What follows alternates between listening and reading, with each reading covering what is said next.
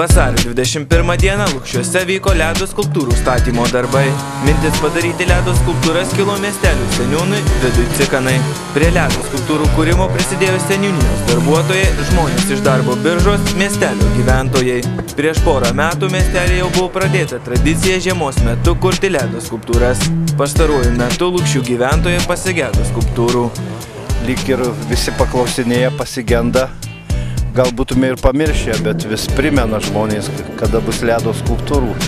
Ši žiema buvo palanki daryti ledo skulptūras ir tuo pačiu atnaujinti tradicijas. Mat tokioms skulptūroms statyti reikia šalčio. Tuo labiau 1000-metis, tai, sakom, reikia sujudyti šito 1000-mečio ledą. Skulptoriai Vidas ir Aldas Cikanai ledo luituose siekia sukurti kažką žiemiško, mitologiško ar istoriško. Skulptūroms reikalingas ledas buvo imamas iš Lukšių centre esančio tvenkinio. Darom, kas atrodo yra gražu. Žaidžiam su formom. Tėtis labai mėgsta visokias formas įdomias.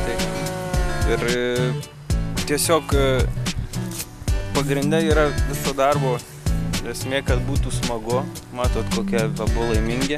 Jau porą metų prieš tai nusivylėm, nes kaip tik padarom taip iš kokios savaitės ir atšilimas. Tai net buvo toks prietaras, kai Cikana padaro skulptūras, tai būna jau pavasaris. Nors ir šiais metais prognozuojamas atšilimas, bet skulptoriai vilėsi, kad bent mėnesį ledo skulptūros išliks.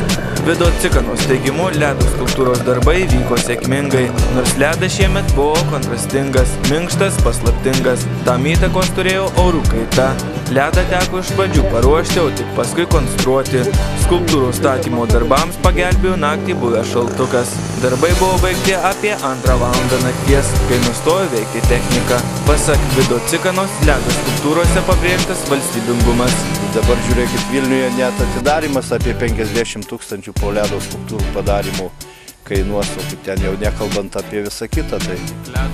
Nors mes irgi paskelbti, reiškia, pasiskelbėm per vasario 16, kad mes Europos kultūros sostinėje, bet pinigų mums nieks neduoda. Ką darysi? Lukšiuose kuriant ledo skulptūras viskas buvo daroma iš savo pačių iniciatyvos. Seniūno Vido Cikanos teigimu vyrauja principas, kad reikia paįvairinti miestelio gyvenimą.